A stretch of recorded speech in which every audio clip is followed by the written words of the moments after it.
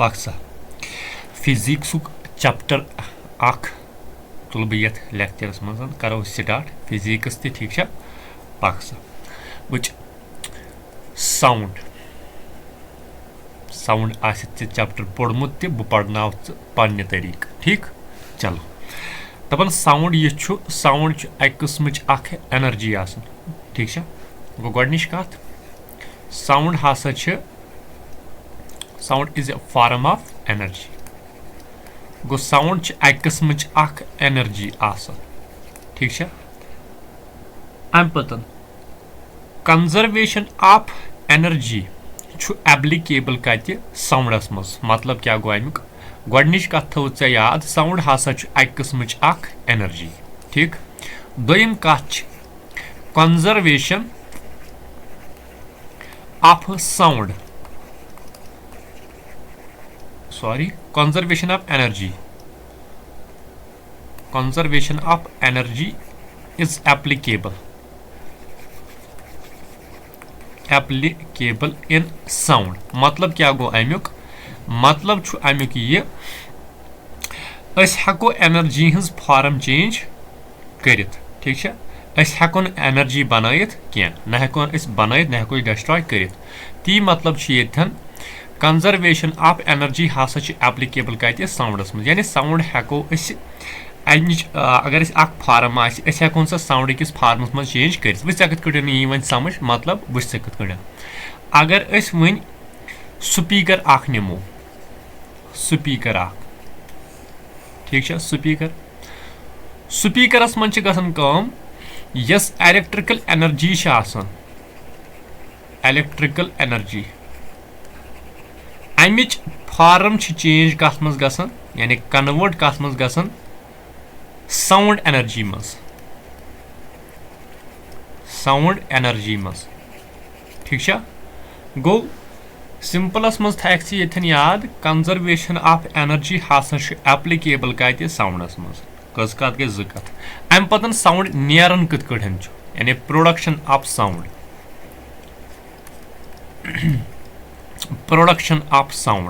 वह mobile laptops पे video वुन या मोबाइलस पे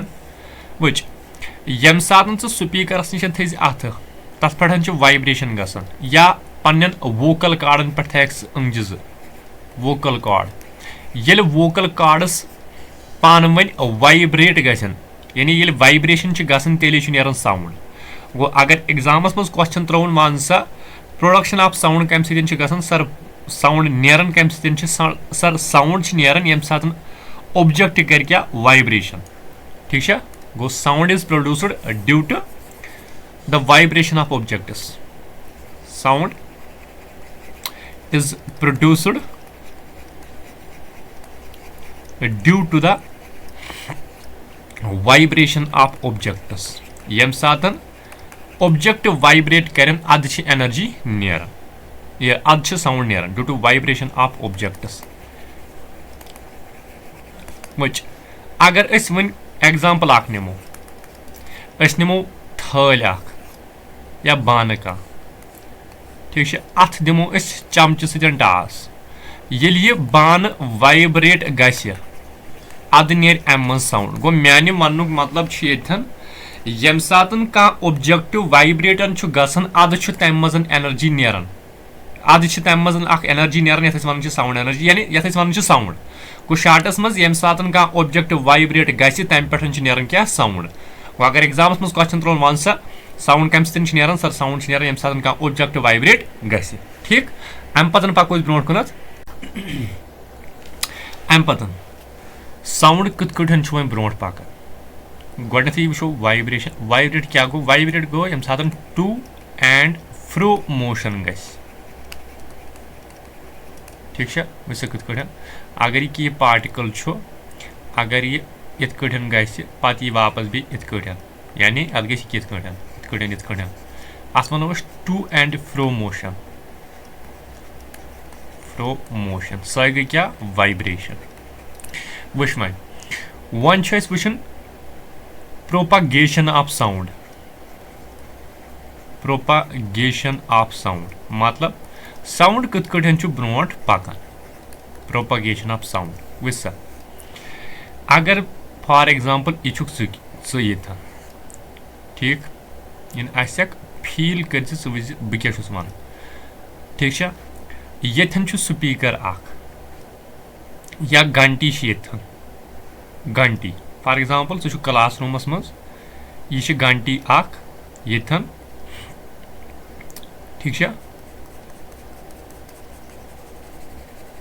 ये घंटी वायन कथ साउंड बोजान यह मतलब गो प्रोपगेशन ऑफ साउंड यानी साउंड कथ अस नश वातान या साउंड कथ ब्रोट पकान वुच दरअसल दलील क्या गसान वुच क्या यम सातन यह घंटी वाइब्रेट करो अद क्या नेर साउंड ती नेर साउंड यह कथ वात अस नश दरअसल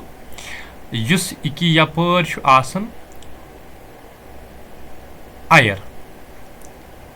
यानी मीडियम मंजस यह आयर ठीक साउंडस मीडियम जरूरी लग जरूरत यानी साउंड पक मीडियम वराय क्या यानी साउंड पक ब्रोट मीडियम वराय क्या इथे कठन अगर वो मूनस पे या ये एटमॉस्फेयर आसन क्या तथन साउंड बोजान क्या तिकाज तथन मीडियम आसन क्या मीडियम मतलब गो ब्रोट पकना इत आयर वुच आयरुक पार्टिकल अगर यह सन लगे अत क्या ग टू एंड फ्रो मोशन यह दी यमिस एनर्जी पत पकन इथे कठन ब्रोट यमिस एनर्जी पत पकन ब्रोट यमिस एनर्जी पत यमिस पत यमिस पत यमिस पत यमिस पत यमिस पत यमिस पत यमिस लास्टस वात सान कान तल तो बोजो साउंड गो साउंड प्रोपगेट गसन मीडियम सतन ठीक गो sound propagates due to medium गो sound propagates due to medium यानी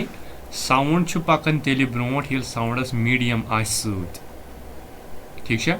इत कठन आयर आयरस मन साउंड पकान यानी फॉर एग्जांपल सह मोबाइलस पे वीडियो वुचान चानस कानस ताम यह साउंड वातान अत वातन आयरस मज पार्टिकल्स आयर मतलब आयर पार्टिकल्स चानस कानस ताम साउंड वातन ठीक इथे कठन सारे खुद ज्यादा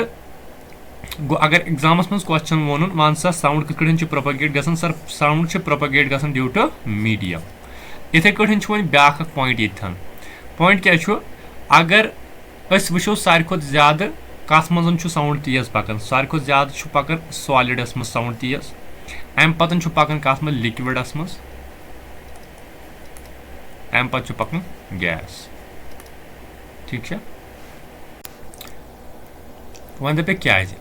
सॉलिडस मज पार्टिकल्स पेठुस पे एनर्जी ट्रांसफर कर सहल यानी टू एंड फ्रो मोशन कर सहल लिक्विडस मज थोड़ा दूर दूर आसन तम मूजूब टू एंड फ्रो मोशन थोड़ा लेट गसन यस मज अम खो दूर यह अम खो ज्यादा टाइम लगन गो सारे खुद ज्यादा कस मज सॉलिडस मज पकान साउंड तेज तम पतन पकान लिक्विडस मज तम खो तम पे पकान गैसस मज ठीक ये ऑर्डर थक सह याद ओसान क्लियर मे क्या वो अम पतन यस साउंड यह प्रोपगेट कर एज वेव यानी वेव ब्रोट पकान साउंड प्रोपगेट कर एज वेव ठीक वेव यानी ब्रोट पकान इन द फॉर्म वेव कि सूरतस मज वन वो वेवन कस किस्म गोडनथी वेवस गोडनुक किस्म यथ वन मैकेनिकल वेव मैकेनिकल वेव कस गई मैकेनिकल वेव गई सह वेव यथ मज मीडियम जरूरी जरूरत आसन यानी इत कठन वुच वन साउंड ब्या गई दोमिस नंबरस पे चलो हम साइड लेख बह गोडनथी गई मैकेनिकल वेव मैकेनिकल वेवस मन मीडियम जरूरी आसन यानी अत मज मीडियम जरूरी यानी ब्रोह पकन खतर अत वेव जरूरी मीडियम जरूरत गोडनिश कत दोयम कत वैक्यूमस मज हेक्ने यह ट्रैवल करित क्या वैक्यूम क्या गो येथन न कहीं मीडियम यानी येथन आयर तस वो पे कन अत हसा मीडियम जरूरी जरूरत ये मतलब ये आयर तह कत पक तेल वेव ब्रो गो तमिक मतलब गो ये मीडियम जरूरी तथ वन क्या मैकेनिकल वेव गो अगर एग्जाम्स में बनो क्वेश्चन वन सा वेव यस मीडियम जरूरी जरूरत तथ वेव क्या नाव सर तथ वेव नाव क्या मैकेनिकल वेव अत मज एग्जाम्पल क्या यी एग्जाम्पल यी अत मज साउंड तिकाज साउंड पकी न ब्रो यूत काल नमिस मीडियम आसे सत ठीक अम पतन मैकेनिकल वेवस तह क़िस्म कस किस्म ज़ किस्म गोडनुक टाइप अमुक यथ वन लॉन्गिट्यूडनल वेव लॉन्गिट्यूडनल वेव अम पतन दोयम टाइप क्या अमुक दोयम टाइप अमुक ट्रांसवर्स वेव ट्रांसवर्स ठीक गो yes mechanical wave mechanical waves तह ज़ किस्म अख गो गोडनथी लॉन्गिट्यूडनल ब्या गो दोयमक ट्रांसवर्स वन वुचिन अगर साउंड मैकेनिकल वेव यह लॉन्गिट्यूडनल कि यह transverse sir sound longitudinal wave ठीक लॉन्गिट्यूडनल वेव अम पतन दोयम टाइप क्या वनो अख वनो मैकेनिकल वेव दोयम अख electromagnetic wave electromagnetic wave electromagnetic wave कस वेव सर यह सा वेव यथ न मीडियम जरूरत यानी ब्रो पकन खतर कहें तरूरत यह कुन मज पाने पकित ठीक गो no medium required no medium required गो यथ न कहें ती मीडियम जरूरत ये ना आयर जरूरत ना वाटर जरूरत ना सॉलिड जरूरत ना शिश्तर जरूरत ब्रो पकन खतर तथ वन इलेक्ट्रोमैग्नेटिक वेव ठीक गो गोडनिच कत अम पतन दोयम कत यह हे वैक्यूमस मज ट्रैवल कर यानी ये कहें तन आयर तन क्या कर तन ट्रैवल कर यानी तन पकित कस कत गई ज़ कत अम पतन त्रेयम कत एग्जाम्पल कुस यी अत मज सर एग्जाम्पल यी इलेक्ट्रोमैग्नेटिक वेवस मज अ गई गोडनथी लाइट वेव कस गई अख दोयमक एक्स रे कस गई ज़ त्रेयमक अल्ट्रा वायलेट रेज वायलेट ठीक यह थो तुम याद मे क्या वोन आज मे वोन गोड़े साउंड हसा अक किस्म energy conservation of sound conservation of energy applicable कत साउंडस मज अम पतन